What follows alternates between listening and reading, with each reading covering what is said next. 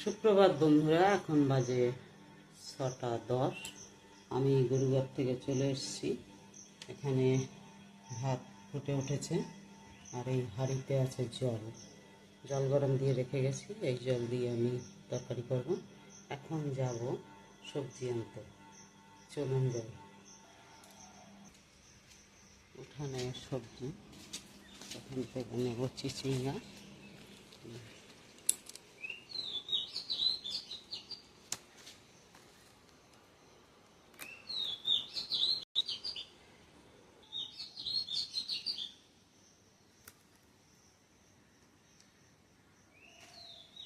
নিলাম দুটো।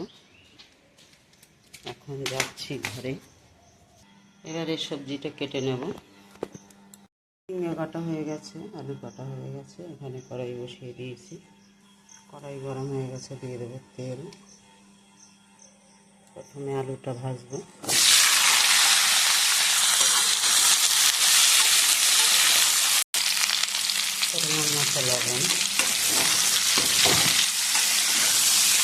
পরিমাণ মতো লবণ দিয়ে আলুটা ভেজে নিলাম। এবারে নামিয়ে নেব। লাল লাল করে ভেজে নিয়েছি। আবার কড়াই বসিয়ে দিলাম। দেবো তেল। তেল গরম হয়ে গেছে। কাঁচা জিরা, লঙ্কা, একটা তেজপাতা। এবারে দেবো চিচিঙ্গা দিয়ে আর একটু কষাবো।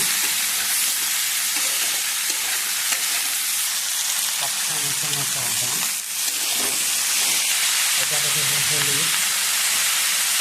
হলুদ দিয়ে আর একটু কষাবো। এবারে দেবো ধনের গুঁড়ি, জিরার গুঁড়ি, কষিয়ে নেব। পরিমাণ মতো লঙ্কার গুঁড়ো। কষানো হয়ে গেছে, দিয়ে দেবো ভাজা আলু।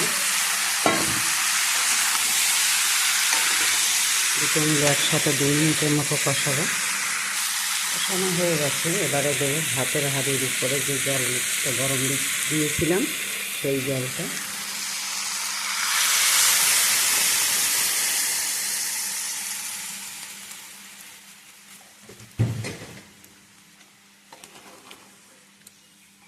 গরম জল দিয়ে দিলাম, তাড়াতাড়ি ফুটে উঠবে। পাশে বসিয়েছি চা খাবো।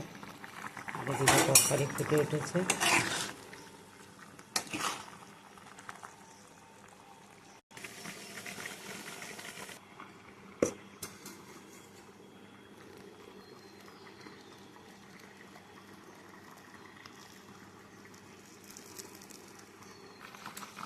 নামিয়ে বসিয়ে দিলাম চাটুতে তেল রয়েছে আর তরকারি প্রায় হয়ে এসছে।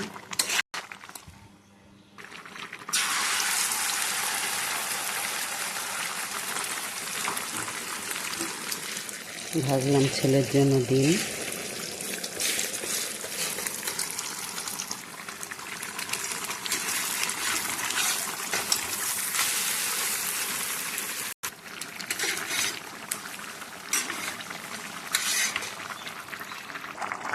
তরকারি এখন নামিয়ে নেব। সব রান্না কমপ্লিট। এবারে খাবো চা।